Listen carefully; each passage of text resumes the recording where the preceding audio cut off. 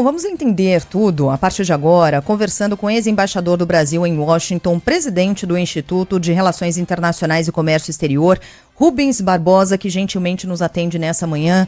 Bom dia. Bom dia. Embaixador, vamos lá. Acho que tem muita coisa aqui sobre o que falar e a ideia é que a gente coloque um pouco dessa bola no chão.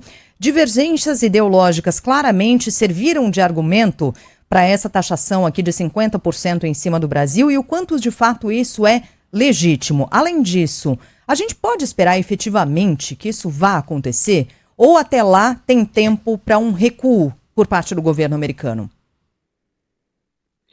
Olha, nós estamos lidando com um presidente totalmente imprevisível, né? Nós não podemos julgar o que aconteceu ontem com padrões anteriores à eleição do Trump. Quer dizer, não existe mais regras estáveis, previsíveis no comércio internacional.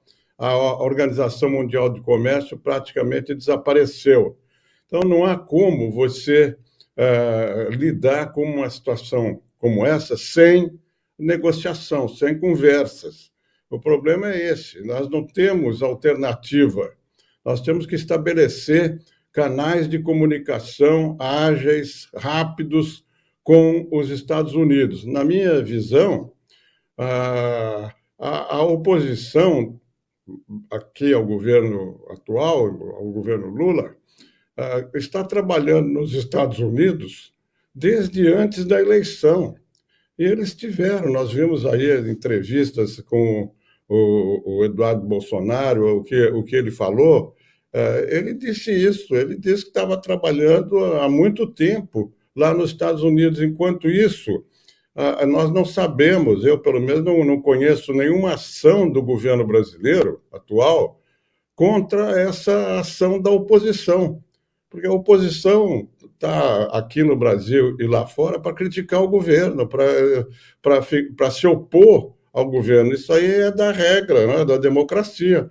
Agora, eu acho que o que foi feito foi exagerado. Quer dizer, você ter o Brasil no meio de tantos países ser o país que está mais taxado, realmente é uma situação inesperada. Por isso que eu acho, e como outros falaram aí, nós não temos alternativa. O governo tem que abrir imediatamente negociações, como todos estão fazendo. Vocês viram, além dessas cartas que foram entregues agora, na semana passada e nas outras semanas anteriores, a União Europeia recebeu cartas, o Japão, a Coreia, todos com 25%, 20% de tarifas. São países, os principais parceiros comerciais dos Estados Unidos. O Brasil não é um dos principais parceiros dos Estados Unidos. E eles não falaram nada, ninguém reagiu, ninguém atacou o presidente,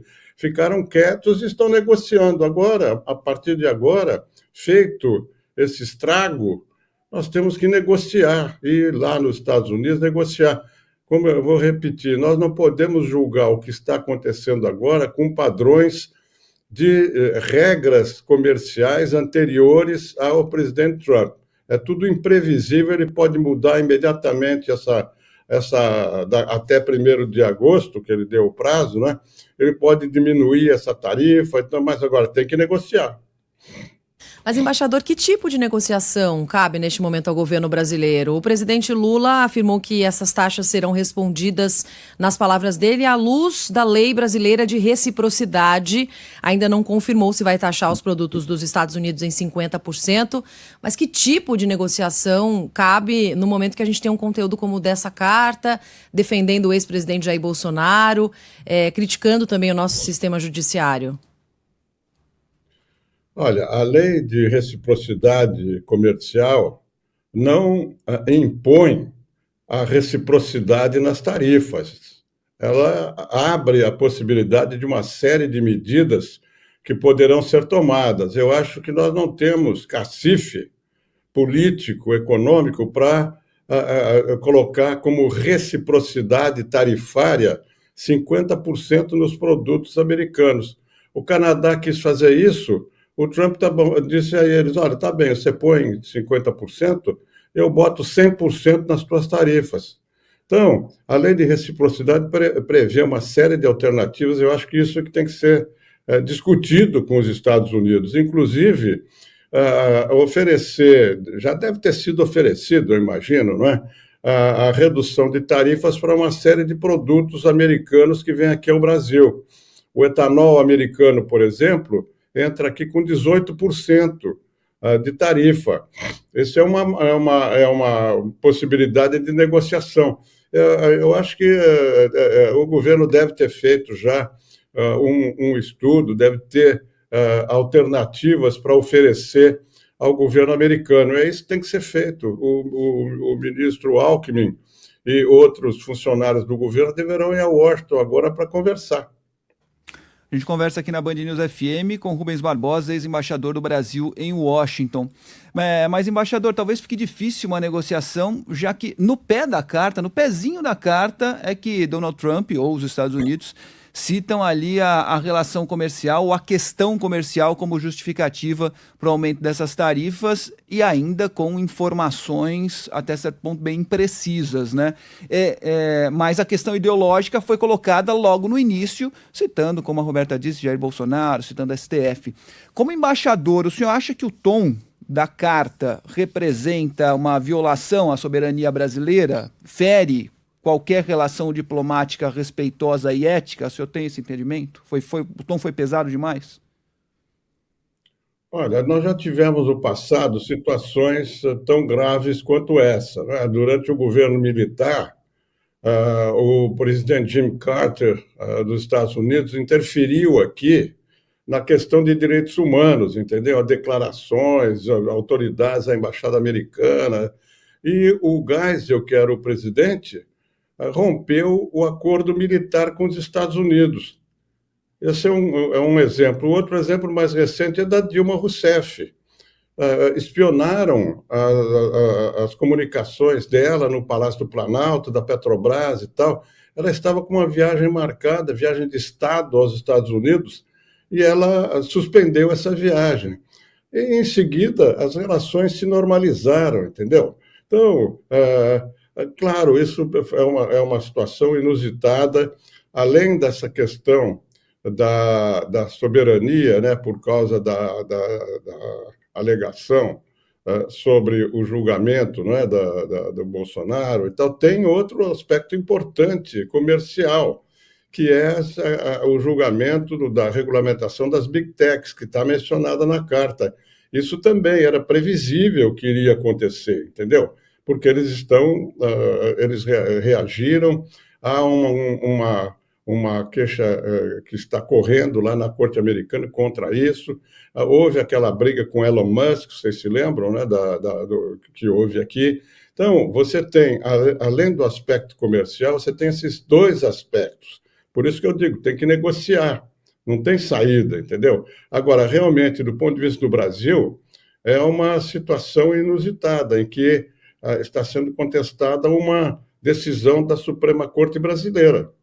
É um pouco, não é exatamente igual, mas é um pouco o que foi feito lá na Argentina, com o questionamento sobre o julgamento da Cristina Kirchner, né, pelo presidente brasileiro. Quer dizer, ele disse que, do ponto de vista dele, ela era inocente. Então, indiretamente, há uma crítica também ao sistema jurídico argentino.